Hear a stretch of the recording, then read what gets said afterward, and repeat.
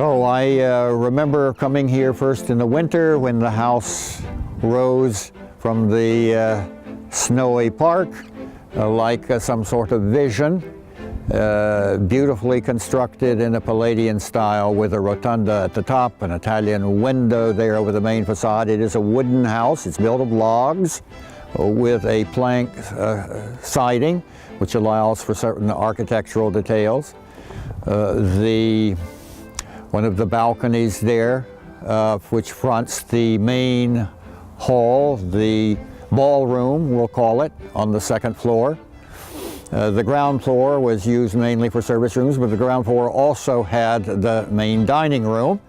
There was no kitchen inside the house. The kitchen was separate for reasons of safety and also to avoid excessive cooking odors and so forth, and dampness, so that all was very carefully thought of. This was considered to be an ideal Renaissance space, translated here to this nest of gentry, Dворянское гнездо. We are now in the living room, the main space on the river side of the estate house, the view looking out over a small park and a view of the Sheksna River, of which we will say a bit more later. Here we can see two large stoves faced with ceramic tiles that kept this space heated through the long and severe winters. Now, on this wall we see portraits of two of the daughters of the person who built this house, Colonel Kudryavy. On the left is the daughter who married into the Galskoy family, and in 1848 they came into possession of this estate house, which had been built by Colonel Alexei Kudryavy sometime in the first third of the 19th century, but in a style that it was brought from 18th century neoclassicism, Palladianism. So here we see the link to the Galskoys in these portraits of two of the daughters of Colonel Kudryavy. I'm now going out onto the balcony. It's framed by 6 Tuscan Doric columns. See a beautiful view of the Sheksna River. There's a small formal park at the base of the house, and then a view of the river, the Sheksna, and all of its expansive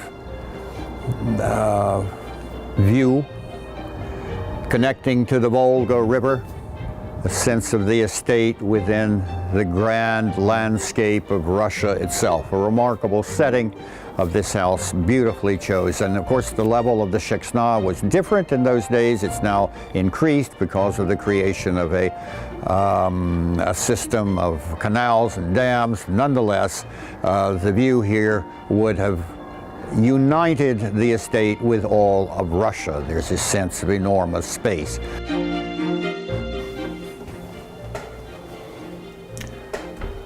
I'm now entering the main administrative space of the estate house.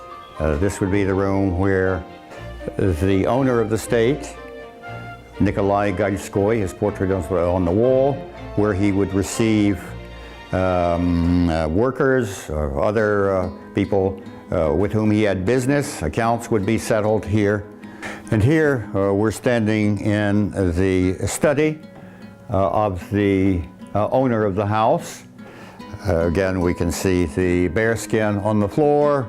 Here an enormous wolf that again is a trophy of the hunt, and the sense of the fauna that inhabited the area around the estate. The figure seated at the desk represents the nephew of the last owner of the estate, Nikolai Galskoy, the nephew Victor. All of his nephews served in the army during the First World War, with the exception of the younger nephew, who died in an airplane crash. They were interested in aviation, the family was, and we can see here a model of an early airplane. It was considered a forerunner of the military service that performed on the Eastern Front for the Russian Army. But I repeat, that nephew, who was particularly interested in aviation, he died in a crash before the war began. Why do we speak only of the nephews? Because Nikolai Galskoy had daughters. They did not serve in the armed forces, but nevertheless the family was intimately connected with military service, as it had been in the 18th and 19th centuries. They served on the Eastern Front during that cataclysmic period in Russian history from 1914 until the end of 1917. So that illustrates another page in history. I should add that this is a particular interest to me because my father, yes, my father, served in that war. 1918, he was part of a brigade of U.S. Marines that served within the 2nd Army Division. So that in a sense, this room reminds me of my own family history and how Russian-American destinies have crossed in very interesting and significant ways. We're now in the tea room next to the living room. Tea room where the family would gather in the mornings and take tea. We see the samovar in the corner. As with the other rooms, there is a ceramic surface of the large stove that kept these rooms heated during the long and severe winters. On the table is apparently an original tea service of this estate. It's a German faience that has been preserved and survived miraculously. It was hidden during the Soviet period and brought back to the museum by local inhabitants. This is apparently the original tea service, at least from the latter part of the 19th century. Other furnishings, we see cabinets and cupboards that would be used to contain the various cutlery that were used for this morning family ritual. We're now entering the boudoir, which is on the other side of the tea room. Here we see a large full-length mirror, which is a part of the original furnishing of the house. It was discovered and returned.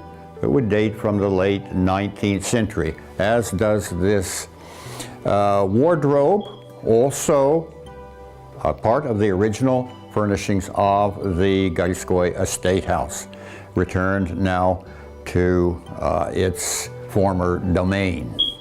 And we move from the boudoir into the main bedroom. The main bedroom with its high ceiling and yet the sense of intimate space. The bed, not the large ones that we have become used to, but a rather elegant in its design, also in the late 19th century. On the corner, we see the family icon, 2 stoves in this space, which had to be, of course, kept especially warm during the winter, in the long winter nights. And we can see detailing here in the neoclassical style. The screen here for disrobing. And over in the corner, a particularly delightful moment, shall we say, a small conservatory with plants in profusion and the wicker seats. One could retreat from the bedroom into another one of those comfortable, cozy spaces that the house has within its elegant, symmetrical design. So in fact, what we see here is a symmetrical reflection of the room that was used for the mistress of the house, the day room, with its embroidery. Now we have, as it were, a garden within the house itself. Here we see the main space in this noble house, this Palladian structure. It's the Glavny zal in Russian, which translates basically as the main hall. It was a room where festivities were arranged, dances, balls, receptions. The windows, the four tall windows in this space look out onto the courtyard, and that is not by accident. Nothing is by accident in this beautifully designed house. Carriages would drive up in the evening, particularly, to festivities that were arranged by the owner of the house.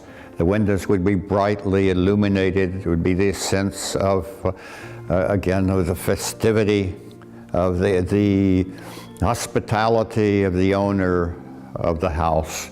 All of this calculated to give a sense of welcome. The broad, high windows facing out over the courtyard, which of course was the main entrance to the house. On the walls of this room, we see portraits of two emperors from the 19th century. This wall, Emperor Nicholas I, who reigned from the end of 1825 until 1855, and during which time Russia experienced so much turbulence that this was a time also that the Galskoy family came to the estate, acquired the estate in 1848, 1849, so that Emperor Nicholas plays a special role in the family history. And on this wall, we see the portrait of Emperor Alexander II and his consort, Anna.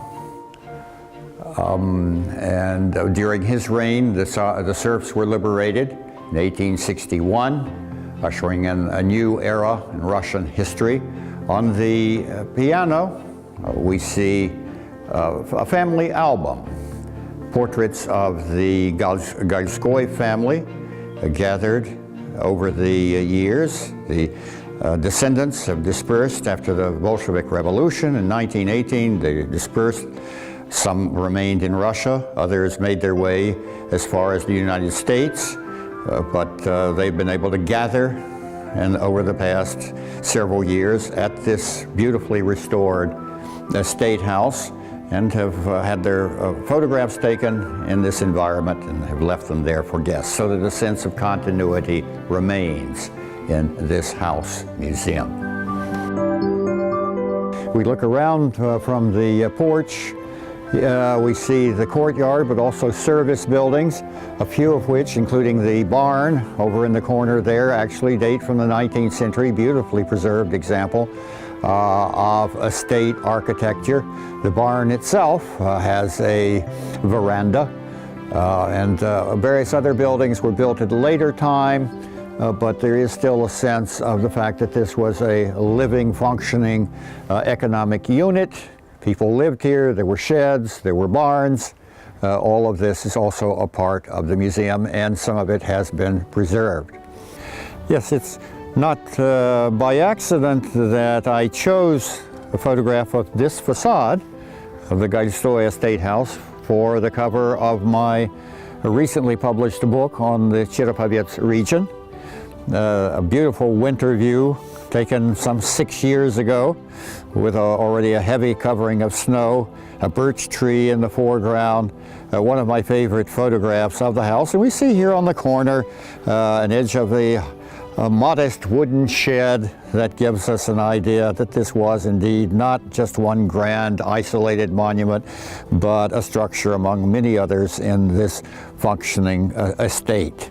So a remarkable example of preservation, a rare example of preservation of the Russian estate house culture here in Cherepovets and on the cover of my new book.